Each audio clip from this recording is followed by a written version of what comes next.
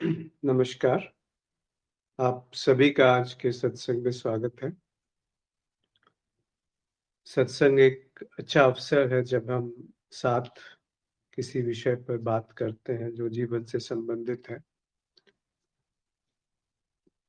कुछ प्रश्न आए हैं, वहाँ से शुरू करेंगे। इस बीच यदि कोई कुछ कहना चाहते हैं तो अपनी बात रख सकते हैं, अनम्यूट करके कह सकते हैं या लिख कर भेज सकते हैं। पहला प्रश्न है कि मुझे एक सवाल का जवाब बहुत दिनों से नहीं मिल पा रहा है कि कर्म के सिद्धांत को हम ज्ञान मार्ग में कैसे देखते हैं? अगर मैं है ही नहीं, तो कर्म कौन करता है? मार्ग कोई भी हो, उससे कुछ फ़र्क नहीं पड़ता। जो सत्य है या जो वास्तविकता है, वो मार्ग के बदलने से बदल नहीं जाती। तो ये ध्यान रखिए कि जब हम अन्वेषण करते हैं, तो उसको बिल्कुल मौलिक रूप से जाँचना चाहिए कि वो नहीं जो कहीं लिखा हुआ है या किसी ने कुछ कहा है, पर एक ऐसे नज़रिए से उसे देखें जैसे पहली बार उसे जाँचा जाए। तो वो मन जो है, वो पुरानी बातों से प्रभावित नहीं होता है। तो मार्गों को अगर हम छोड़ दें, तो कर्म के सिद्धांत का अर्थ क्या है?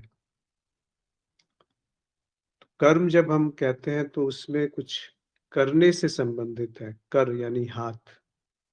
तो वो जो किया जाए, तो 3 तरह से कुछ कर्म होते हैं। एक भौतिक स्तर पे, दूसरा वाणी से और तीसरा मन में विचारों के स्तर पे जो चलता है, वो भी कर्म की श्रेणी में आ सकता है। पर कर्म में और भी 2 बातें आती हैं। एक कि कोई करने वाला होना चाहिए और दूसरा कोई साधन होना चाहिए जिस पे वो गति हो, जिस पे वो कार्य किया गया हो।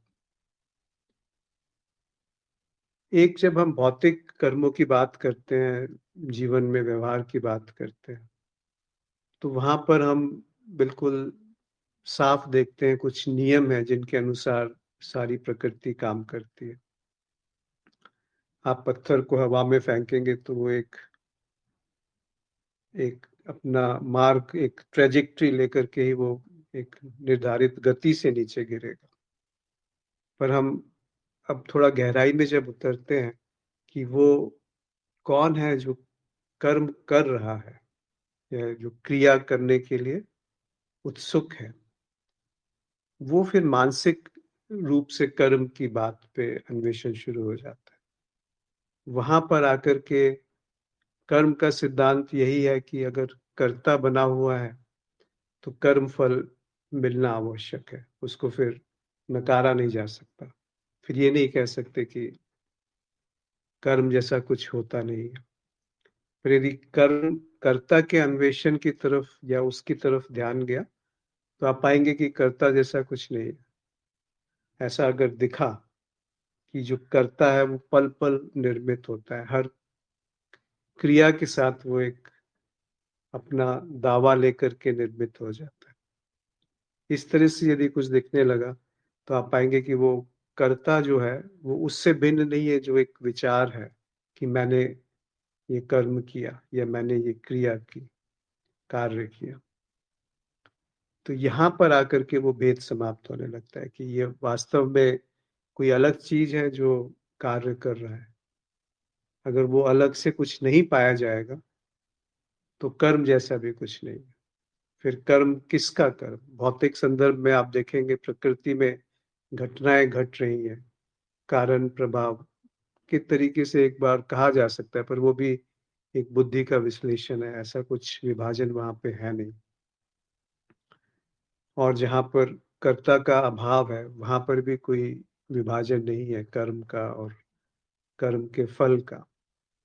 तो ये जो बुद्धि बीच में आती है, वहां पर ये विभाजन प्रारंभ होता है कि मैं अलग हूँ, जो कुछ कर्म करने की मेरे अंदर स्वेच्छा है या इच्छा शक्ति है, फ्री विल जिसे कहते हैं, और उसके आधार पे मैं कुछ कर सकता हूँ। वहां पर भी आप देखेंगे कि बहुत कम ऐसी बातें हैं जो हमारी इच्छा शक्ति पे निर्भर करती। अधिकतर सब जो है वो प्रकृति में एक तरीके से नियमबद्ध तरीके से चल रहा है। पर जहाँ पर कर्ता है, और कर्ता यानी कर्तापन, करने का भाव, कर्ता भाव, उसको यदि देखा गया कि वास्तव में ऐसा कुछ है या नहीं है, तो वहाँ पर एक अलग घटना घट सकती है, जो बुद्धि, मन और कारण, प्रभाव, नियम, इन सब के परे की बात कुछ हो सकता है। पर उसको ऐसे मत मानें, उसको जाँचें, परखें कि क्या कुछ करके मैं कर्म फल से या कर्म से मुक्त हो सकता हूँ। ये तो फिर बात जचती नहीं है कि आप कुछ करेंगे, तो उसमें या तो अच्छा होगा या बुरा होगा। अब अच्छा और बुरा भी तो हम स्वयं ही निर्धारित करते हैं। जो मेरे अनुसार अच्छा और बुरा है, वो आपके अनुसार अच्छा बुरा नहीं होगा। और मेरे अनुसार जो अच्छा बुरा है, वो भी परिस्थितियों के अनुसार बदलता रहता है। वो हमारे स्वार्थ के अनुसार बदलता रहता है। वो हमारी चाहतों के अनुसार बदलता रहता है। वो हमारे मूड के हिसाब से बदलता रहता है। वो हमारे धर्म, देश, समय के अनुसार बदलता है। तो क्या है जो वास्तविक रूप से अच्छा है या वास्तविक रूप से बुरा है? कहीं ये सब कुछ ऐसा तो नहीं है जो आरोपित है, और इस आरोपन में हम कभी गहराई में उतरे ही नहीं कि वो क्या कुछ ऐसा है जो इस वो क्या है जो आरोपण से मुक्त है, इन सब उपाधियों से मुक्त है। वहां पर आकर के आप पाएंगे कि जो करने का ढंग है, वो वही मेरी बनावट है, वही मैं हूँ। वो जो कर्तापन है, वही मैं है, और वो एक विचार से अधिक कुछ नहीं। तो जैसे विचार अपने आप को अलग कर लेता है और वो दूसरे विचारों पे नियंत्रण करना चाहता है, या वहां पे कुछ अच्छा करना चाहता है या बुरा करना चाहता है, तो संबंधों में, जीवन में वो सुधार लाना चाहता है। ये बातें बाहर भौतिक स्तर पे थोड़ा बहुत समझ में आती है कि आपको शरीर के लिए कुछ चाहिए, उसके लिए विचारों की आवश्यकता है, बुद्धि की आवश्यकता है, मन की आवश्यकता है। पर जहाँ पर पूर्ण अन्वेषण है कि आप पूरी तस्वीर को एक साथ देखा जाना है, इस तरफ अग्रसर है, उस तरफ जाना चाहते हैं, तो फिर आधी बात से पूरा संवाद नहीं होगा, पूरा अन्वेषण नहीं होगा। वहां पर ये जानना आवश्यक है, ये कौन है जो जानने चला है। जो जानने चला है वही करता है, क्योंकि जानना भी एक कर्म है, एक एक गति है विचारों की।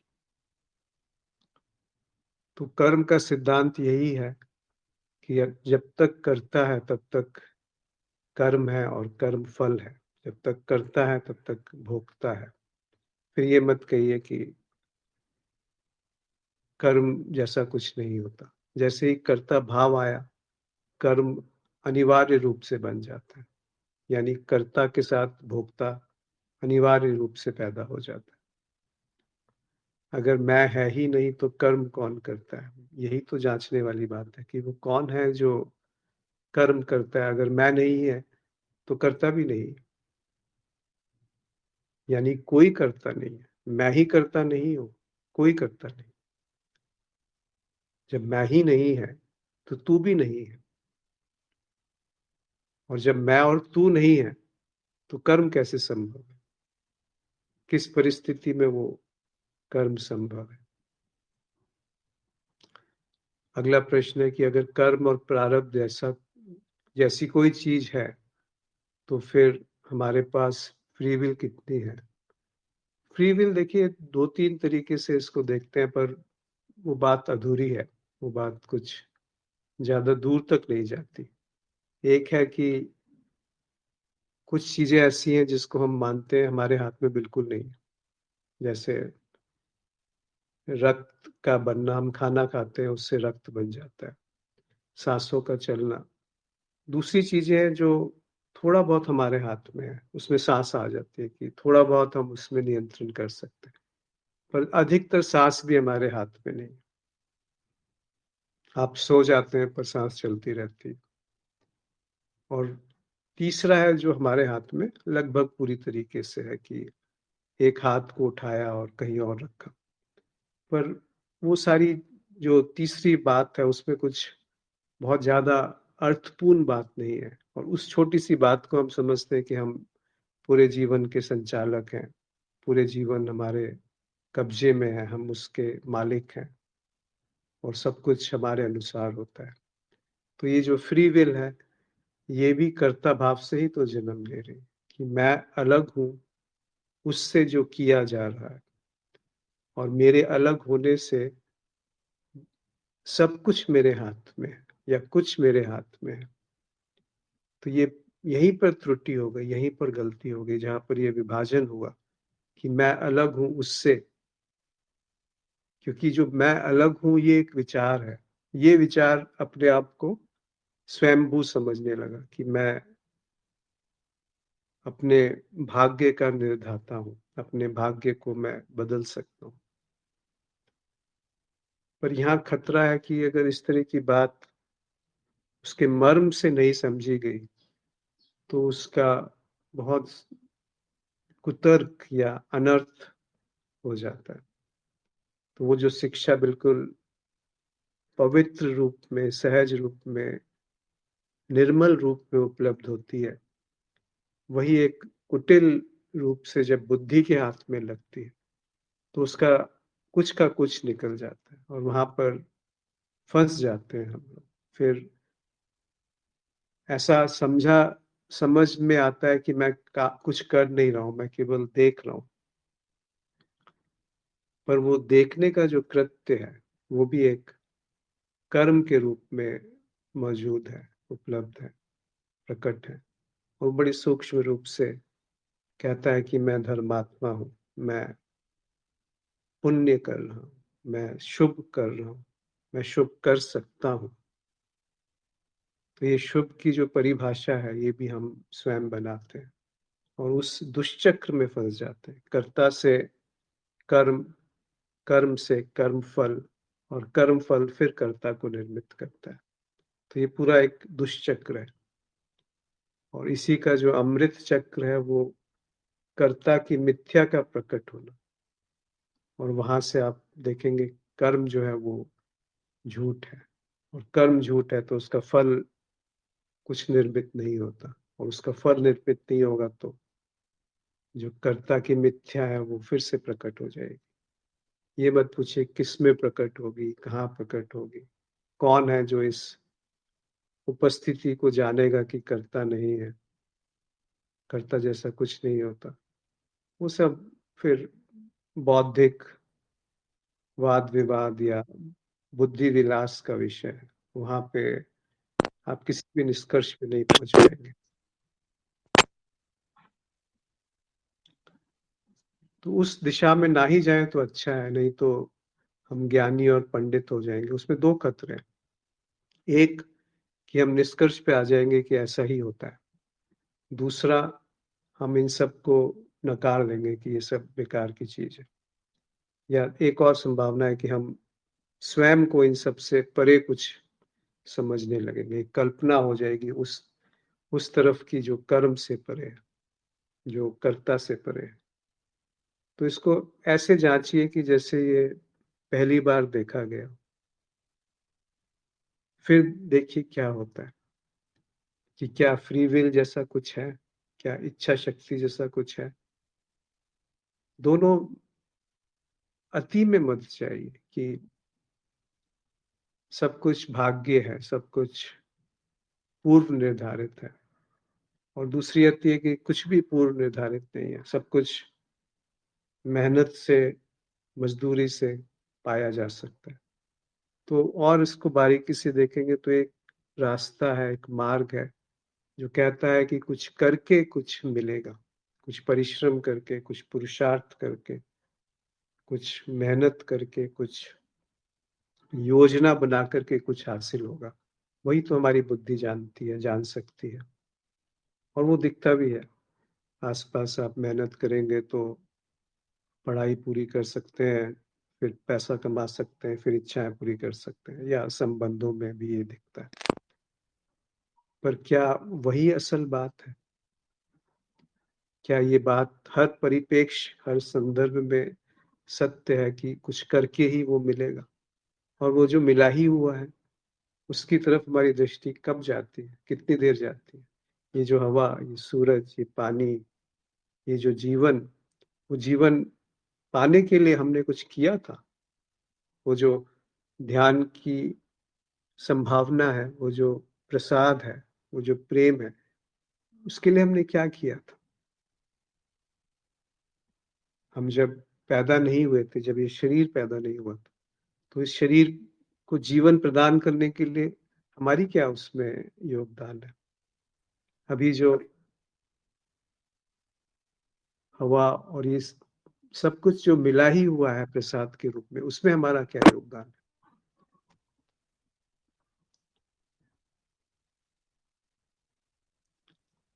तो हम पाते हैं कि हमारी बुद्धि जो है बहुत सीमित दायरे में जाती है और एक गलत निर्णय पर आ जाती है बहुत बार।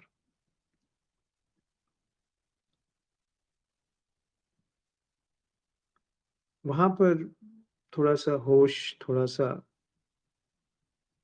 एक निसर्ग रूप से हमारा क्या संबंध है इस प्रकृति में? अब हमारा संबंध कहना भी उचित नहीं है, क्योंकि वहाँ पर हम जैसा कुछ नहीं है, क्योंकि जैसे ही हम कहेंगे वो वही है जो करता है, वही है जो कर्म है, और वही है जो कर्म का फल या एक नियम से वो घूमता रहेगा। सभी चीज़ें अगर पहले से ही तय हैं, तो हम कुछ कर नहीं सकते हैं। जो होना है वो होता जाएगा। तो क्या कर्मों का एक लूप नहीं बन जाएगा? कर्म हमेशा एक लूप या वृत्ति में ही घूमते हैं। जैसे अभी बात करी कि कर्ता से कर्म, और कर्म से कर्म फल, और कर्म फल से फिर कर्ता बन जाता है। चाहे वो अच्छा कर्म हो या बुरा कर्म हो, दोनों एक इसी दुष्चक्र में चलते हैं। तो वो तो हमेशा एक वृत्ति में घूमते ही हैं। पर इस चक्र को तोड़ने का क्या साधन है? क्या कोई ऐसा संभावना है कि ये दुष्चक्र दिख जाए, और उसके दिखने मात्र से ही कहीं उसका टूटना तो नहीं है, नहीं हो जाता? ये बात करने की नहीं है, ये बात शायद समझ की है, और वो समझ जो निस्वार्थ है, जिसमें कोई चालाकी नहीं है। अगर चालाकी आ गई तो फिर हम बने रह जाएंगे, फिर हम उस निश्चलता, उस निसर्गता या उस निसंगता को नहीं पा, असंग जो है उसकी तरफ दृष्टि या रुख हो नहीं पाएगा। वहां पे बहुत त्रुटि हो सकती है। आपने आगे लिखा है कि जैसे आपने बोला कि जैसे ही हुनकारता यानी अहम की, अहम भाव की मिथ्या प्रकट हुई, उसी वक्त कर्म के बंधन से मुक्ति है। करता नहीं तो फ्री विल नहीं, कर्म नहीं है। ये सब बातें ज्ञान के लिए तो ठीक है, लेकिन असल जीवन में हम बहुत प्रकार के कर्म करते ही हैं, जिनके परिणाम हमें भुगतने पड़ते हैं। हाँ, अब ये अगर हम भेद बना के चलते हैं कि असल जीवन से शायद आपका आशय है जो व्यवहारिक जीवन, और एक ये तथ्य के रूप में कि कर्ता कुछ नहीं है।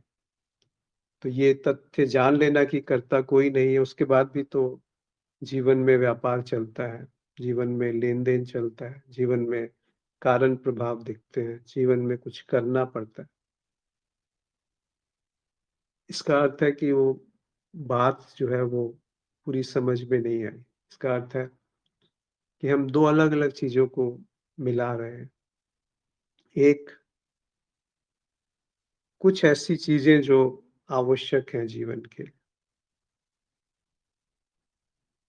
पर उसी को पूरा मान लेना, वो फिर गलत बात हो गई। फिर जब आप कर्ता और कर्म की परिभाषा में आ रहे हैं, तो कर्ता और कर्म की परिभाषा मानसिक रूप से तय होती है। कर्म मानसिक रूप से तय होते हैं।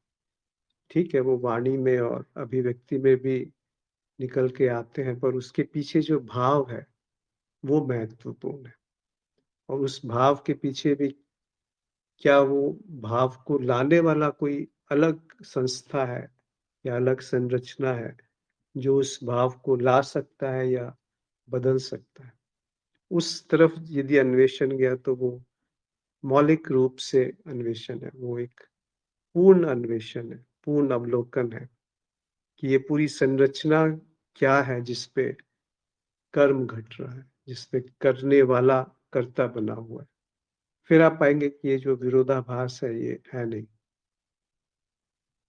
फिर वो सिद्धांतिक बात नहीं हो जाएगी, फिर वो वास्तविक और बनावटी जीवन, इसमें कोई भेद नहीं रहेगा।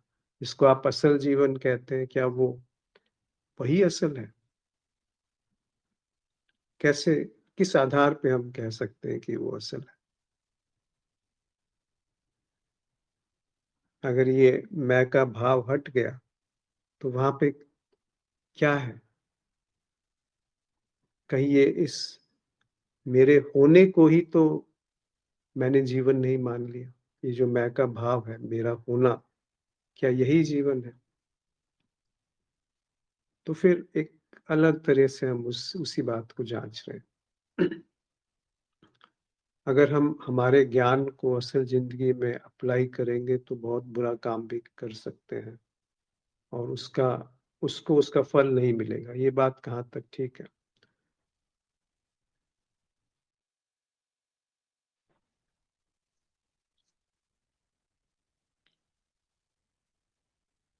फिर लोग अच्छा कर्म करेंगे ही क्यों? यही बात है, यही निष्कर्ष है जो इस समझ को एक अलग दिशा में ले जाता है, जिसका कोई अर्थ नहीं है, जिसका कोई मायने नहीं है। जैसे अभी हमने बात करी कि अच्छा और बुरा हम स्वयं निर्धारित करते हैं। अच्छा भी उतना ही बुरा है जितना बुरा बुरा है। किस संदर्भ में? अगर वो कर्ता बना हुआ है तो अच्छाई में कुछ अच्छाई नहीं बचती, और अगर यदि कर्ता नहीं है तो अच्छा और बुरा इन दोनों का भेद मिट जाता है। इसको आप ऐसे मत समझिए कि ये एक काल्पनिक बात है या सैद्धांतिक बात है। इसे स्वयं जीवन में देखिए ना, कि पहले मैं स्वयं अच्छा और बुरा निर्धारित करता हूँ, फिर उसमें अच्छाई की तरफ अग्रसर होना चाहता हूँ कि अच्छा करूंगा, और अच्छा करूंगा तो उसका अच्छा फल आएगा, इसलिए अच्छा कर रहा हूँ। और अच्छाई के पीछे आप देखेंगे तो एक स्वार्थ या भय छिपा होता है। तथाकथित रूप से जिसे हम प्रेम कहते हैं, वो भी एक अहंकार का ही, स्वार्थ को एक अच्छे वस्त्र पहना करके, उस अहंकार को एक अच्छे वस्त्र पहना करके हम प्रेम का नाम दे देते हैं, संबंधों में जो हम प्रेम समझते हैं। क्योंकि जब तक हम यानी मैं बना हुआ है, तब तक प्रेम संभव नहीं है, तब तक कर्म से मुक्ति संभव नहीं, तब तक अच्छा और बुरा ये द्वंद बना ही रहेगा। फिर लोग अच्छा कर्म करेंगे ही क्यों? बिल्कुल सही कह रहे हैं। जब तक करने वाला बना है तो वो अच्छा भी करने चलेगा तो वो बुरा ही हो। तथाकथित रूप से वो अच्छा कर रहा है दूसरों का या अपना या अपनों का, तो उसमें कहीं ना कहीं बहुत बड़ी एक बुराई छुपी हुई। आपने आधिपत्य ले लिया, ऐसा जो आपको नहीं लेना चाहिए था। राबिया एक संत हुई जो केवल दो तीन चीजें अपने पास रखती थी। एक मटका या एक बर्तन जिसमें पानी भरा जा सके, एक चटाई और कुछ ईंटें। चटाई बिछा करके वो ईंटों को सराहना बना के सो जाती थी, और कुछ नहीं था उनके पास। पर वो बिल्कुल उस होश को उपलब्ध एक संत थी, इराक में हुई थी। तो एक फ़कीर आए उनके पास, उनको बड़ी उनसे प्रेम हुआ कि ये तो मैं आपके लिए, उन्होंने कहा राबिया से कि मैं आपके लिए कुछ करना चाहता हूँ। आप तो राबिया ने उनसे पूछा कि आप जो करना चाहते हो, वो किसके माध्यम से करोगे? वो जो एक सत्ता है, क्या उसे मेरी दशा नहीं पता है? क्या उसके अलग जाकर के आप मेरे लिए कुछ कर सकते हो? कहने का तात्पर्य है कि वो दशा कुछ और है, हम उसको बहुत छोटा कर देते हैं कि मैं करता नहीं हूँ। और मैं करता नहीं हूँ, ये कहने में भी हमारे पीछे एक स्वार्थ छुपा होता है कि मुझे दुःख से मुक्ति मिल जाएगी, मुझे मुक्ति मिल जाएगी, निर्वाण प्राप्त हो जाएगा, मैं ज्ञानी बन जाऊँगा, ध्यानी बन जाऊँगा। एक देखिए ना, कैसे सूक्ष्म रूप से वहाँ पे मैं पुण्य आत्मा हूँ, मैं धार्मिक इंसान हूँ, मैं अध्यात्म में चल रहा हूँ। इन सब कथनों में आप देख पा रहे हैं कैसे कर्ता छुपा हुआ है।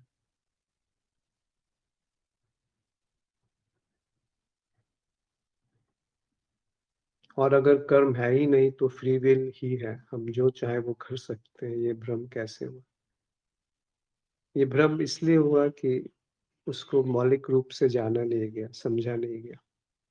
दो तरीके हैं जब इस तरह का कोई वक्तव्य सुनने में आता है कि कोई कर्ता जो है वो झूठ है, या तो हम उस व्यक्ति को ही मूर्ख समझने लगते हैं जो इस तरह की बात कहता है, या फिर एक अराजकता वाले व्यवहार में उतर सकते हैं कि कर्म तो झूठ है, करता ही नहीं है तो कुछ भी करो, जो मन में आए वो करो। दोनों ही बातों में हम चूक जाते हैं। ये नहीं कि जो कहा गया है उसको सच मान लिया जाए, ये भी नहीं कि जो कहा गया है उसको नकार दिया जाए। उस पे उसको जांचा जाए कि क्या ऐसा कुछ है मेरे जीवन से संबंधित, ये जो मेरा जीवन कहने वाला है वो संस्था क्या है। और दूसरी बात, अगर होश है तो अराजकता या मनमानी करने वाली जो बात है वो आ ही नहीं सकती। यदि कर्ता की मिथ्या दिखना प्रारंभ हुआ तो वहां पे आप पाएंगे कुछ अद्भुत है, कुछ अलग है, जो बुद्धि से नहीं आंका जा सकता। उसको कहा गया है होश। उसमें आप करके दिखाओ मनमानी, किसी का दिल दुखा करके दिखाओ, किसी से बैर करके दिखाओ, कुछ हिंसा का लेश मात्र भी वहां पर कुछ भाव हो तो दिखाओ,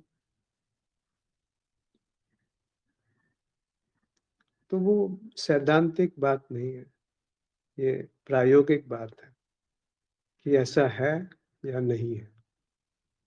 नहीं है तो कारण प्रभाव, कर्म फल, कर्ता, व्यवहार, जीवन सब चलता है। ऐसा नहीं कहा जा रहा कि किसी को छोड़ना है, क्योंकि छोड़ने वाला फिर एक कर्ता के रूप में त्यागी बन के बैठ जाएगा कि मैंने इतना त्याग किया, मैंने इतना ध्यान किया। मौलिक मर्म को समझे। जैसे अष्टावक्र गीता से दो श्लोक लिए, धर्म अधर्म सुखम दुखम मानसानी न ते विभो, न कर्तासी न भोक्तासी मुक्त एवासी सर्वदा। ये जो धर्म है और ये जो अधर्म है, इसके पीछे दुनिया पागलों की तरह घूम रही है। दोनों ही झूठ है, दोनों ही मन की कृत्य है। ये जो सुख है, ये जो दुख है, दोनों ही मन द्वारा निर्मित है। ये वो नहीं है जो विभो। विभो शब्द को आप ऐसे समझिए, होने का अभाव। भव यानी होना। विभो जो वो नहीं है जो मन के द्वारा समझा समझा जा सकता है, जाना जा सकता तो मन के द्वारा धर्म अधर्म सुख और दुख बनते हैं, और वो मन ही है। मन यानी एक विचार, एक स्मृति, एक अनुभव, और एक शब्द में कहें तो वो अहंकार, एक अलग होने का भाव इस प्रकृति से, दूसरे व्यक्तियों से। न कर्तासि न भोक्तासि मुक्तेवासि सर्वदा। कुछ ऐसा है जो विभू है, जो मन की पहुंच से परे है। ना वो धर्म है, ना वो अधर्म है, ना वो सुख है, ना वो दुख है, ना वो करता है और ना वो भोगता है। जब करता है तब तक भोगता है, और जब तक भोगता है तो कर्ता सूक्ष्म रूप से बना हुआ था, इसीलिए वो भोक्ता के रूप में प्रकट हुआ। पर कुछ है जो मुक्त है, जो न करता है न भोगता है, न मन है न अहंकार है, न धर्म है न अधर्म है, न सुख है न दुख है। फिर उन्होंने और एक जगह कहा अष्टावक्र गीता में कि इदम कृतम इदम ना इति द्वंद्वम मुक्तम यदा मनः धर्म अर्थ काम मोक्षेषु निरपेक्षम तदा भवेत्। फिर वो सीधे बार वहीं पे कर रहे हैं, यह किया यह नहीं किया। इस द्वंद्व से यदि मुक्त हो गया कोई, तो उसी को परम मुक्ति कहा गया, जिसमें ना धर्म है, ना अर्थ है, ना काम है, ना मोक्ष है, और इनसे कोई भी अपेक्षा जो है वो छूट गई। फिर जो है वो वास्तव में मुक्त है। तो मौलिक बात है कि यह किया यह नहीं किया, यह किया था यह नहीं किया था, यह करूंगा यह नहीं करूंगा। ये ये सारी जो योजनाएं हैं, ये सारा जो प्रक्षेपण है, आरोपण है, मान्यताएं हैं, धारणाएं हैं कि मैं करने वाला हूं, ये सब अगर है तो हम धर्म अर्थ कामना और मोक्ष इनमें फंसे रहेंगे। धर्म यानी सही गलत, अच्छा बुरा। अर्थ यानी कुछ ना कुछ अपने आसपास हम इकट्ठा करके रखेंगे मानसिक रूप से, जो हमें सुरक्षा प्रदान करे। काम यानी अभी जो है वो पर्याप्त नहीं है। काम यानी जो अभी है वो स्वीकार नहीं है। कुछ और भविष्य में घटेगा जिससे कि मुक्ति मिलेगी, तृप्ति मिलेगी। और मोक्ष यानी अभी बंधन है, कभी मुक्ति होगी। ये सब कहाँ से उपज रहे हैं कि कुछ करके धर्म अर्थ काम और मोक्ष पाया जा सकता है, और नहीं किया जाएगा तो धर्म अर्थ काम और मोक्ष नहीं मिलेगा। अष्टावक्र कह रहे हैं कि निरपेक्षम तदा भवेत्। जिसने ये मिथ्या देख ली कि करने वाला ही झूठ है, चाहे वो करने वाले के रूप में बना हो या ना करने वाले के रूप में बना हो, कि अब से मैं मौन रहूंगा, कुछ नहीं करूंगा,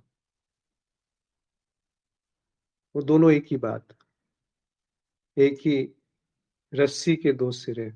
एक सिरा अगर नहीं होगा तो दूसरा भी नहीं होगा, एक सिरा होगा तो दूसरा होना अनिवार्य है, वो द्वंद्व होना अनिवार्य है।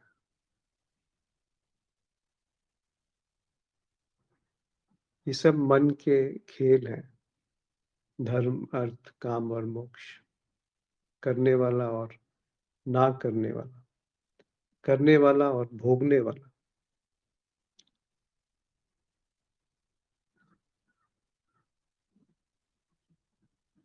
आशा ये बात कुछ स्पष्ट हुई होगी,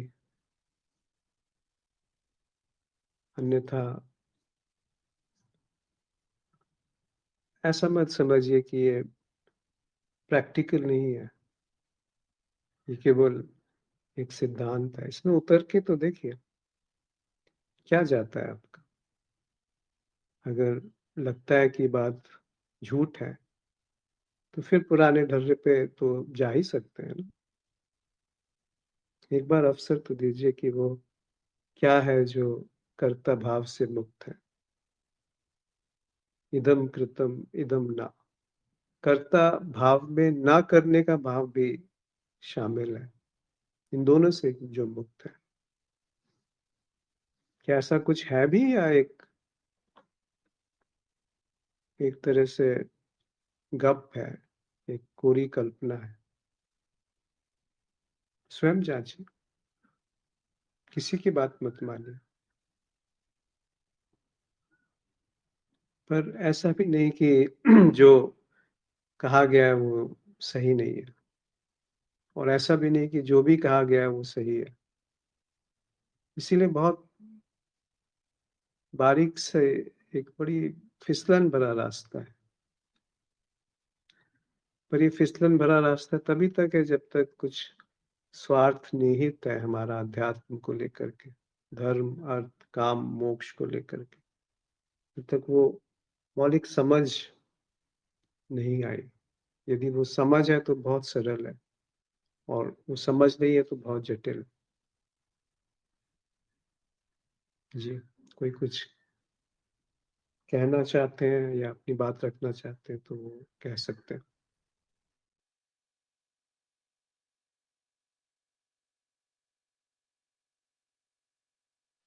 एक और बात याद है इसी संदर्भ में।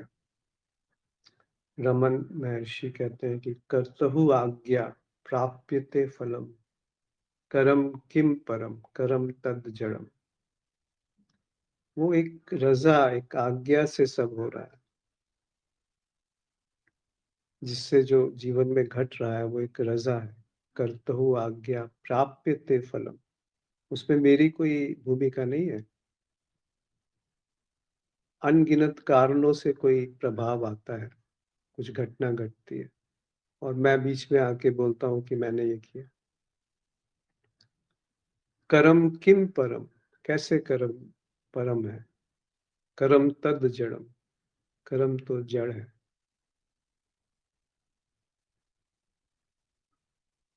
अद्भुत रूप से अभिव्यक्त किया गया कई संतों द्वारा इस बात को।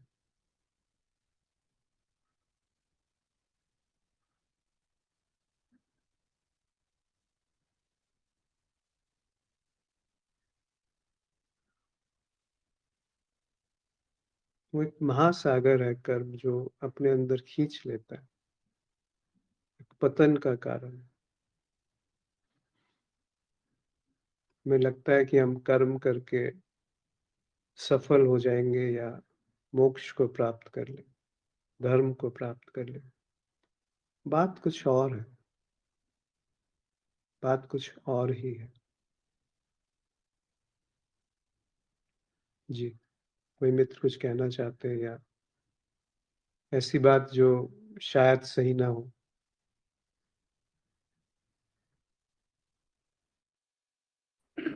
नमस्ते। जी नमस्कार। यहाँ पर मैं एक प्रश्न पूछना चाह रहा हूँ कि आपने जो अभी बताया कि ये बात स्पष्ट हुई या नहीं हुई, तो ये इसको ये जो स्पष्ट करने जिसको स्पष्ट हो रही है, ये बुद्धि तो है, जिसको बुद्धि बुद्धि को ही तो करना चाह रहे हैं हम लोग इसको स्पष्ट।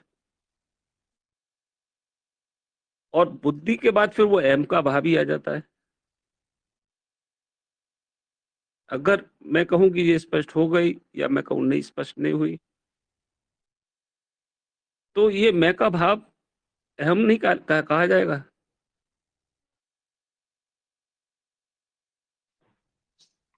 बिल्कुल कहा जाएगा, आपने एकदम सही बात कही है।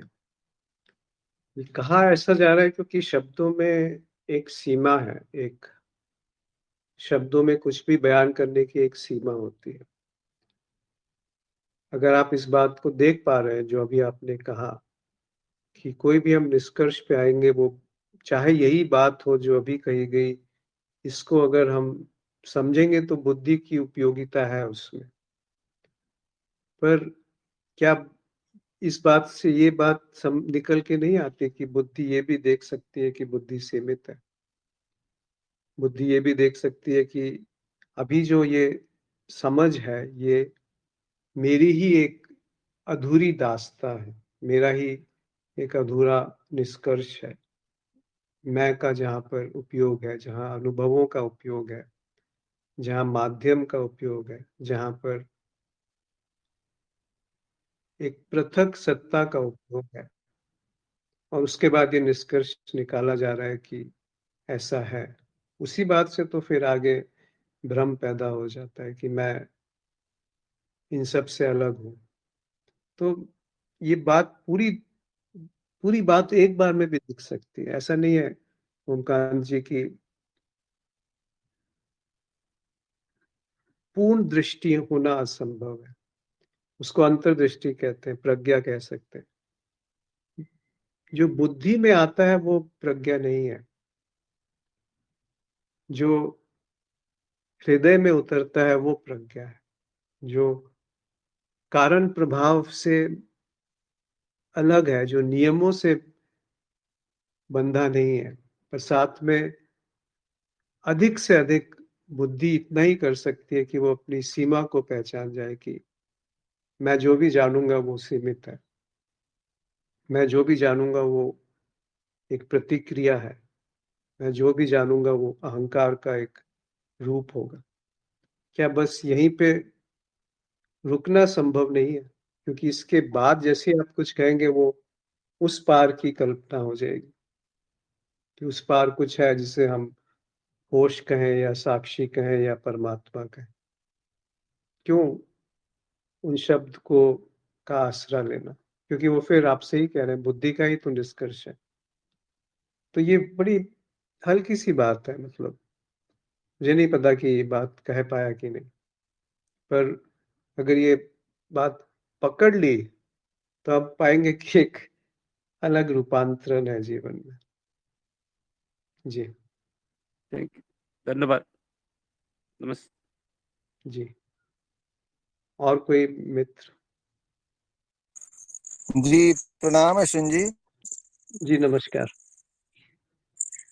और जो स्पष्टता का मायने है तो वो स्पष्टता अर्थात क्या? स्पष्टता तो वही कि सब कुछ आईने में स्पष्ट रूप से दिख जाए, जो धुंधलापन था वो समाप्त हो जाए, जो जो मिथ्या दिख नहीं रही थी वो दिख जाए, जो अहंकार दिख नहीं रहा था वो दिख जाए। तो ऐसा नहीं है कि बुद्धि का उपयोग नहीं है। तो इस बुद्धि का उपयोग तो यही है ना, उस अहंकार को स्पष्ट रूप से देखने में। सारा अध्यात्म तो मैं को देखने पर या मैं को जान लेने पर ही टिका हुआ है ना। मैं को यदि जान लिया गया और वो झलक गया बिल्कुल साफ सामने, तो बात समाप्त हो जाती है। तो स्पष्टता का मायने यही है, मुझे लगता है, जो आप स्पष्टता शब्द का उपयोग करते हैं। जी।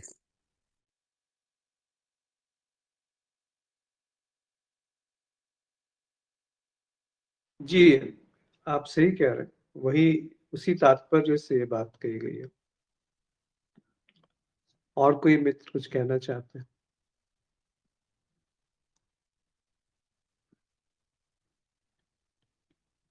तब तक मैं ये एक रमन महर्षि के दो बड़े सुंदर से श्लोक हैं, उनको यहाँ रखता हूँ।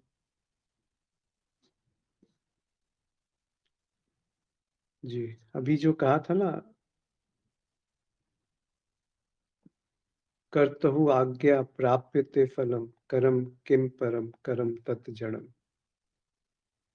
उस रजा, उस आज्ञा, उस नियम से सारे कर्म के जो फल है, कर्म भी नहीं कहना चाहिए, वो जो फल है वो पाए जाते हैं।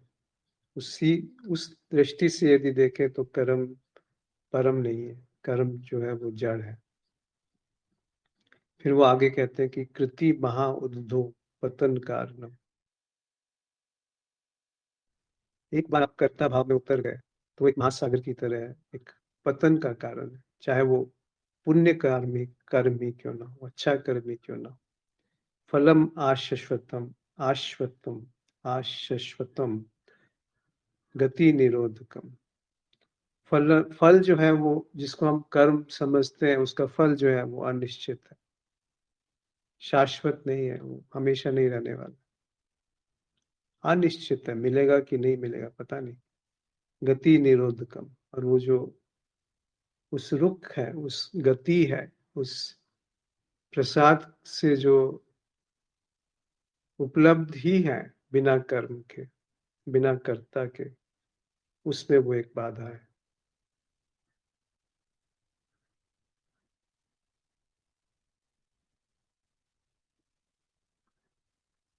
ऐसा कुछ है जी।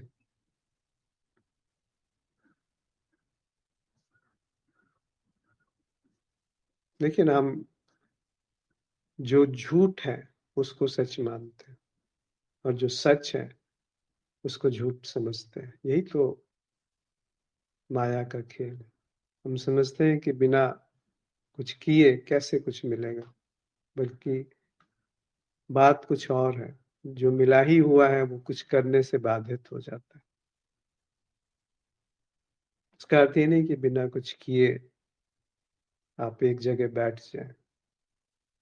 इसके मर्म को पकड़िए, इसके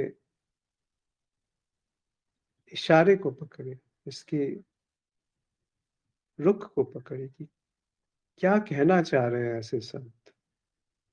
ऐसा नहीं कि अष्टावक्र और रमन महर्षि को उद्धृत करके हम किसी निष्कर्ष पे आ रहे हैं। ऐसा नहीं कि जो उन्होंने कहा वो सही है, पर यदि यह बिना किसी पूर्वाग्रह के जांचा गया तो ऐसा दिखता है कि ऐसा ही है, तो वो एक तरीके से मील के पत्थर हैं, एक तरीके से रोशनी है जो पथ में पड़े हुए कंकड़ों को दिखा रहे हैं, कांटों को दिखा रहे हैं। देखना तो हमें ही है, अन्यथा वो भी एक आश्रय, एक सहारा, एक बैसाखी बन जाएंगे। उसी पे फिर उनकी व्याख्याओं पर फिर लड़ाई शुरू हो जाएगी, वाद विवाद शुरू हो जाएगा।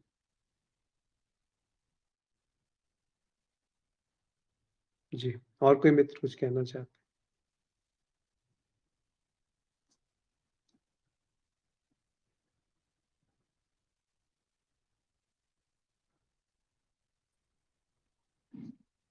ये जो रमन महर्षि जी का जो श्लोक है, ये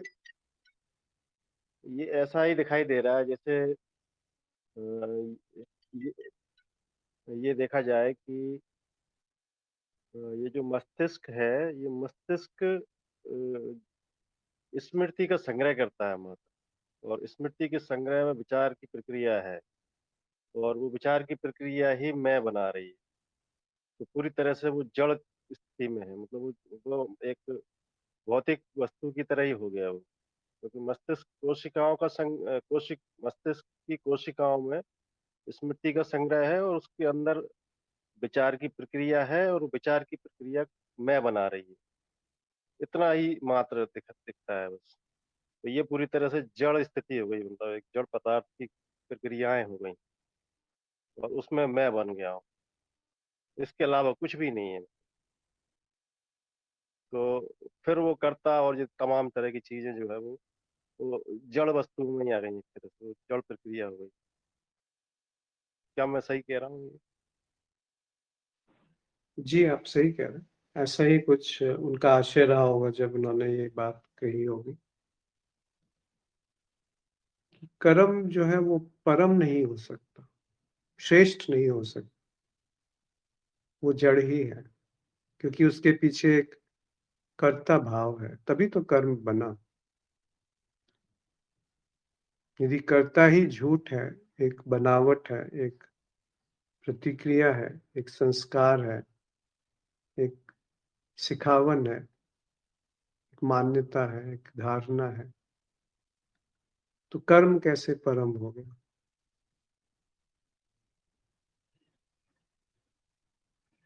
तो स्वाभाविक रूप से ये बात उठेगी कि वो क्या है जो कर्ता से मुक्त है।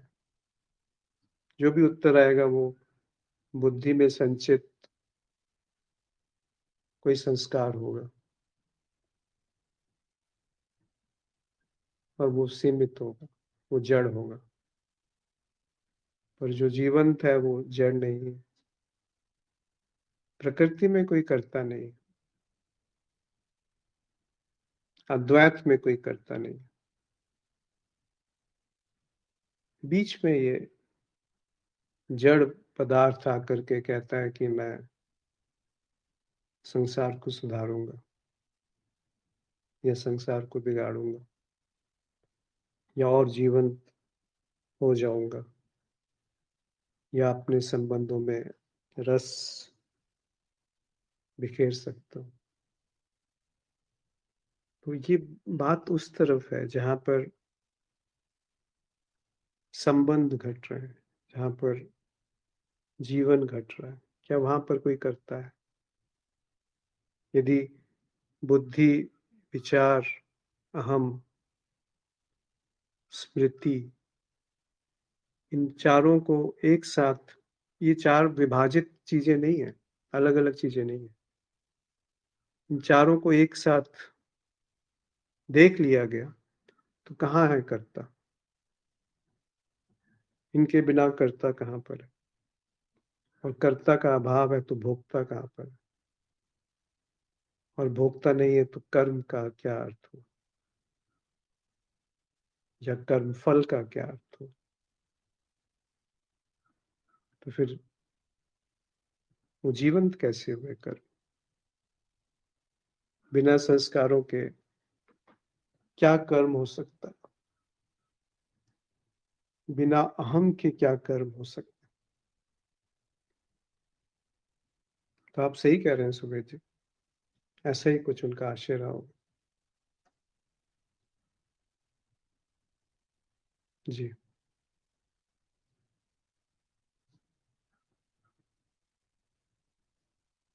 और कोई दोस्त कुछ कहना चाहते? इस बात को मानिए नहीं जो कही जा रही है।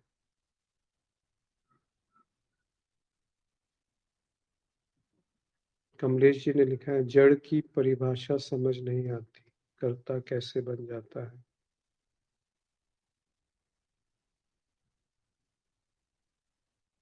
जड़ मतलब जो नियम से बंधा है, जड़ मतलब जो कारण प्रभाव से बंधा है, जड़ मतलब जो किसी निष्कर्ष पे आ गया। जड़ का मतलब जो समझता है कि मैं जान गया। जड़ का मतलब जहाँ विभाजन है। तो यही सब चीजें तो कर्ता को पैदा करती हैं, और कर्ता जो है वो कर्म को पैदा करता है। कर्म जो है वो कर्म फल में परिवर्तित होगा ही होगा, और कर्म फल फिर से कर्ता का निर्माण करेगा।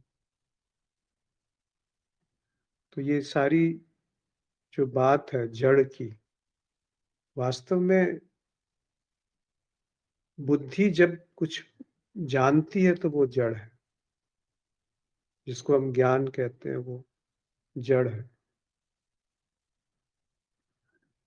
क्योंकि वो किसी ना किसी निष्कर्ष पे आधारित है, किसी ना किसी माध्यम पे आधारित है। वो ज्ञान क्या है जिसमें कोई माध्यम नहीं है? तो फिर आप होश में आ जाएंगे, फिर वो जड़ नहीं है, फिर वो जीवंत है। जहाँ ये निष्कर्ष नहीं है कि ऐसा ही है, ऐसा दिखता है, पर ऐसा ही है, ऐसा कोई दावा नहीं है, तो वो जीवंतता है, वो रहस्य दर्शिता है। जी।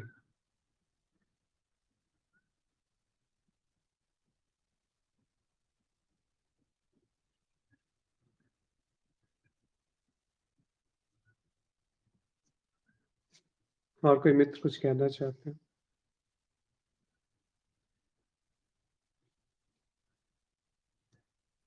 जी प्रणाम अश्विन जी, सभी को जी प्रणाम। नमस्कार।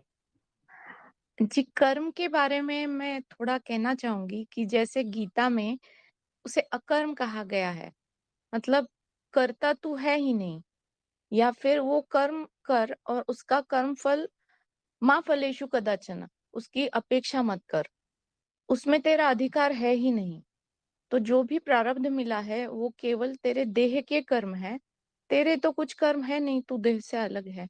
इस प्रकार वहां पे गीता में भगवान ने समझाया है। तो अकर्म मतलब वो कर्म कि जो कर्म किया लेकिन ना उसके फल की कोई अपेक्षा है, ना उसे करने वाला तू खुद को समझ भी रहा है। तो जहाँ पे कर्तापन भी नहीं, भोक्तापन भी नहीं, तो वो कर्म ही कहेगा। जैसे कि जली हुई रस्सी दिख तो रही है लेकिन वहां पे कुछ है नहीं। जब ज्ञान हो जाता है तो ज्ञानी जन इस प्रकार से ही कर्म करते हैं, क्योंकि उसमें उनका कोई निजी कोई अपेक्षा, कोई भी इच्छा है ही नहीं, क्योंकि उन्हें पता ही चल गया है काहे की इच्छा जो भी है संसार मिथ्या ही है। तो जैसे मतलब रामकृष्ण परमहंस, वो तो प्राप्ति हुए थे लेकिन फिर भी देह में बनाए रखने के लिए, क्योंकि प्रारब्ध था, तो उन्होंने बनाए रखने के लिए कहीं पे तो वासना बनाए रखी अन्य के ऊपर। तो वो मतलब कुछ था ही नहीं ना, बाकी तो शेष कुछ रहा ही नहीं था। मतलब जैसे हम अभी पंखा चलाए मेरी बाई ने, तो जब हम उसे बंद करते हैं तो बंद करने के बाद भी तो कुछ ना कुछ क्षण वो चालू ही रहता है ना, तो उसमें तो कुछ रहता ही नहीं, लेकिन फिर भी दिखता है कि वो हिल रहा है। उसी प्रकार जो ज्ञानी है वो कर्म करता है तो वो केवल दिखता है लेकिन होता तो कुछ नहीं है। इस प्रकार से इस कर्म के बारे में समझा जाए। मैं थोड़ा बिजी थी इसलिए थोड़ा लेट हो गया, आपका दूसरा टॉपिक चल रहा था शायद। जी धन्यवाद। एक दृष्टिकोण है बस समझने के लिए, मुझे लगा आपसे शेयर कर दूं गीता का जो ये है वो। जी धन्यवाद। धन्यवाद निशिगंधा जी, आप सही कह रहे हैं।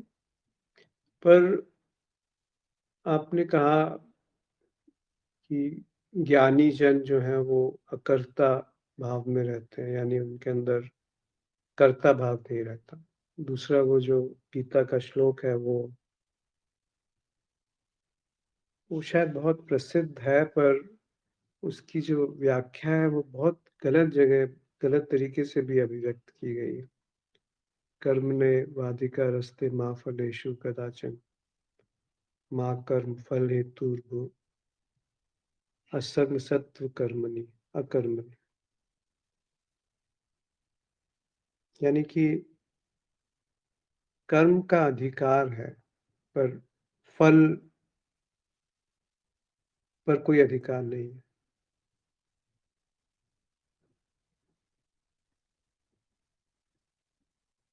इसका अर्थ ये नहीं कि कर्म को त्याग दिया जाए या कर्म करना छोड़ दिया जाए।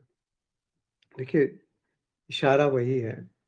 जब कहते हैं कि कर्म का अधिकार है, तो वो शायद किसी संदर्भ में उन्होंने कहा होगा। कृष्ण का जब अर्जुन से वार्ता शुरू हुई तो किसी एक शुरुआती संदर्भ में ये बात कही गई है। बाद में उन्होंने इन सब चीजों को नकार दिया कृष्ण ने।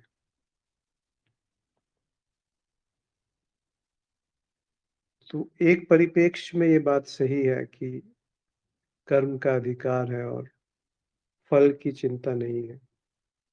फिर वो अकर्म की बात भी करते हैं, निष्काम कर्म की बात भी करते हैं। तो इसको ऐसे देखिए कि कर्म नहीं वाधिकारस्ते। कर्म जो है वो हमेशा एक अधिकार के साथ ही प्रकट होता है, क्योंकि वहां पर एक कर्ता बना हुआ है।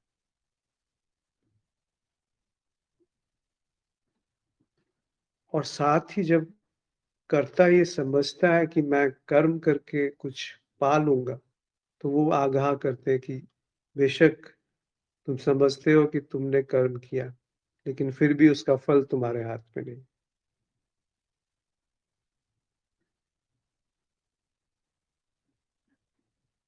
इसका अर्थ ये भी नहीं कि सारे कर्म त्याग करके बैठ जाया जाए हाथ पे हाथ धर के। तो वो प्रेरणा दे रहे हैं अर्जुन को कि उठो और कर्म करो, पर ऐसा कर्म जिसमें कोई करने वाला ना हो। वो आगे जाके इस बात को कहते हैं अकर्म या अकर्ता या निष्काम कर्म।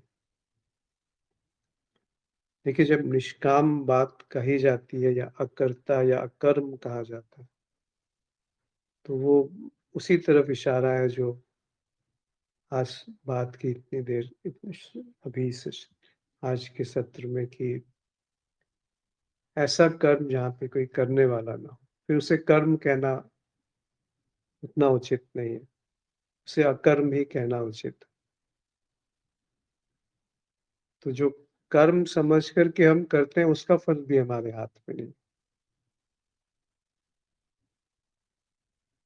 और कुछ नहीं किए भी हम नहीं रह सकते। कुछ नहीं करना भी एक कर्म है, उसका फल भी फिर हमारे हाथ में नहीं होगा। तो दृष्टि या सार या जो संदेश है वो उसी तरफ है फिर से, कि जो कर्ता भाव है वही सबसे बड़ा त्रुटि है, सबसे बड़ा खोट है समझ का। और उस समझ के प्रकट होने को ही उन्होंने प्रज्ञा कहा, प्रज्ञावान कहा।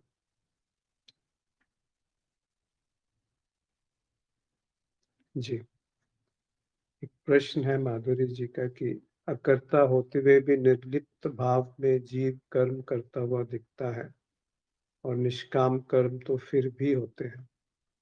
क्या उससे आने वाले फल से आसक्ति या उसकी अपेक्षा न रखना मात्र की ओर इशारा है?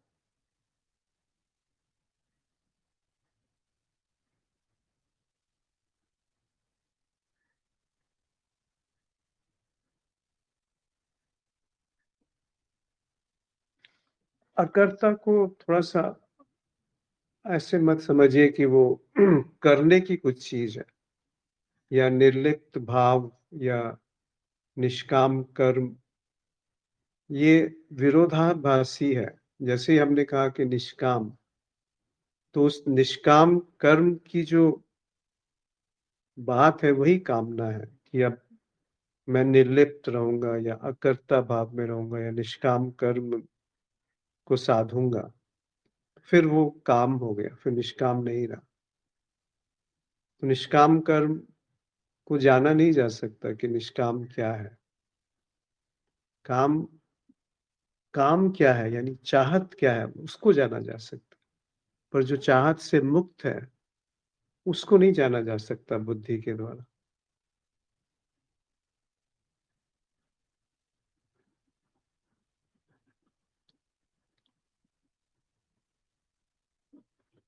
क्या उससे आने वाले फल से आसक्ति या उसकी अपेक्षा ना रखने मात्र की तरफ इशारा है? जी, पर वो भी देखिए ना कि वो क्या है जो इस आसक्ति से मुक्त होना चाहता है। वो वही है जो निरासक्त अपने आप को समझ रहा है। आसक्ति से मुक्त और आसक्ति से युक्त दोनों एक ही बात है। तो आसक्ति को दिखना उस तरफ इशारा है जो आसक्ति से मुक्त है। बस वहीं पे रुक जाइए। आसक्ति से मुक्त क्या है वो छोड़ दीजिए, उसको अज्ञेय पे छोड़ दीजिए, उसको परमात्मा पे छोड़ दीजिए, उसको होश पे छोड़ दीजिए, जागरण पे छोड़ दीजिए, स्वीकार में छोड़ दीजिए कि वो क्या है मुझे नहीं पता, पर इतना पता है कि वो आसक्ति क्या है वो बस दिखती है। उसके परे क्या है, उसकी कुछ भी बात करना, कुछ भी आभास, कुछ भी उसके प्रति प्रयास करना एक निष्कामता नहीं है, वहां पे निर्लिप्तता नहीं है, वहां निरासक्ता नहीं है। यहाँ कर्म करने वाले जीव और स्व का आत्मभाव दोनों में अलगाव अथवा भेद करना अधिक महत्वपूर्ण हो जाता है, अन्यथा आत्मज्ञान के अभाव में जीव ही कर्ता बना रहेगा। हाँ, पर वो आत्मज्ञान किसको हुआ? वही तो बुद्धि है जो ये स्व और जो स्व नहीं है, इन दोनों में भेद जान रही है। निशिगंधा जी ने लिखा है, कर्म तो मुझ में ही नहीं, मैं आत्मन हूँ। कर्म देह जन्य है, केवल देह के स्तर पर आवश्यक है। हाँ, पर कर्म का जब हम बात करते हैं तो वो देह से परे है, वो भाव की बात है। जैसे कोई भी देह से किया गया कर्म, उसके पीछे भाव ज्यादा महत्वपूर्ण है, या जो कहा जा रहा है उसके पीछे उसकी भावना का ज्यादा महत्व है, वहां से कर्म निर्मित होता है। देह से तो एक जड़ की तरह कुछ घटनाएं घट रही हैं। जैसे एक छुरी से आप किसी का गला काट सकते हैं, और उसी छुरी से एक डॉक्टर किसी की सर्जरी करते हुए उसकी मृत्यु हो सकती है। दोनों में कर्म का मौलिक रूप से भेद है, पर इन दोनों में कर्ता भाव है, चाहे वो डॉक्टर हो या चोर हो, कातिल हो। तो जब निष्काम कर्म की बात होती है, जब अकर्म की बात होती है, तो एक बेशक पाप है, एक पुण्य है, पर दोनों में कर्ता है दोनों में कर्म है। एक जगह दैत्य है, एक जगह देव है, दोनों में कर्ता बना हुआ है।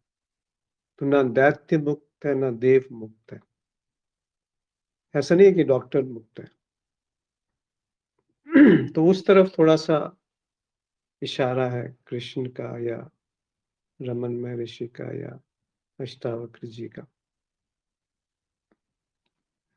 नित्य दृष्टि जी ने लिखा है कि कर्म का मूल इच्छा है। अगर देख लिया कि इच्छा कहाँ से उठ रही है या किसकी है, तो कर्म की पूरी गति दिख जाती है। जी, साधु। माधुरी जी ने लिखा है, यहाँ बहुत भ्रम उत्पन्न होता है। माधुरी जी, वही देखिए ना कि भ्रम किसको उत्पन्न हो रहा है, और वो कौन है जो भ्रम मुक्त है। भ्रम इसलिए होता है कि हम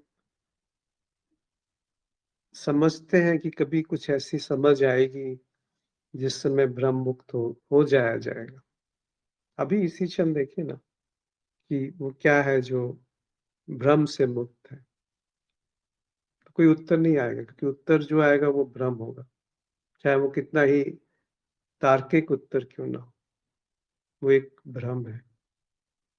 तो बस इस संरचना को देखना, जो अहंकार, स्मृति, मन, इसकी सीमा को देखना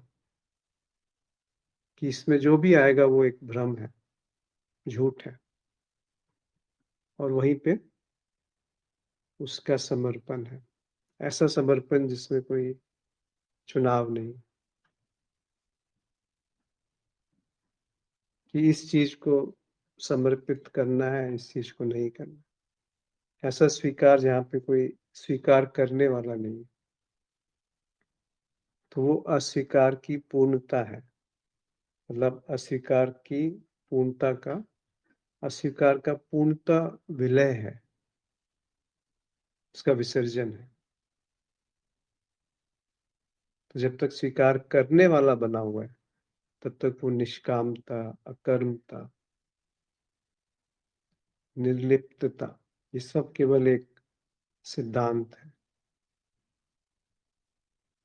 जब तक जागने वाला बना हुआ है तो जाग उत्पन्न नहीं है। जब तक चुन चुन के जागा जा रहा है, तब तक होश वहां प्रकट नहीं है।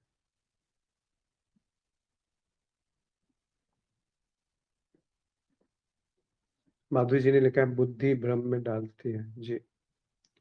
निशिगंधा जी ने लिखा है, मन का संबंध आसक्ति, उपेक्षा और फलासक्ति से है। मन के स्तर पर बुद्धि में समझना, यानी और जड़वत देह में क्रिया करना, निष्काम कर्म।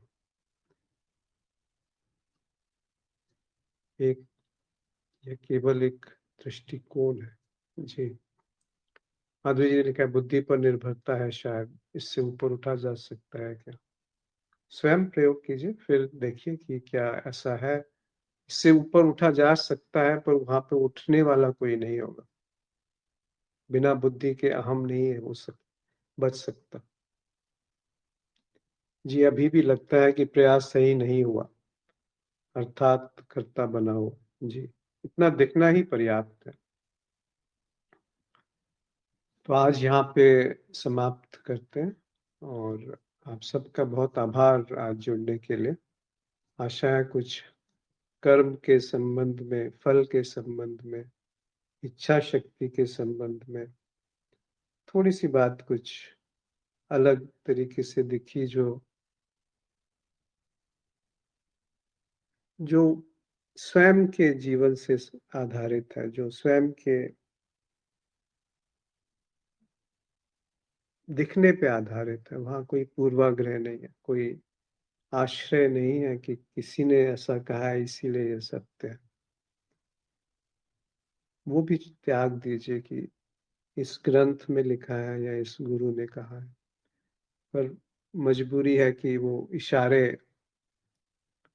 हमें रोशनी प्रदान करते हैं, पर उसमें खतरा है कि हम ये समझ बैठे कि वो वही सत्य है जो कहा गया है। तो आज यहीं पे समाप्त करते हैं। आप सबका बहुत आभार आज जुड़ने के लिए। नमस्कार।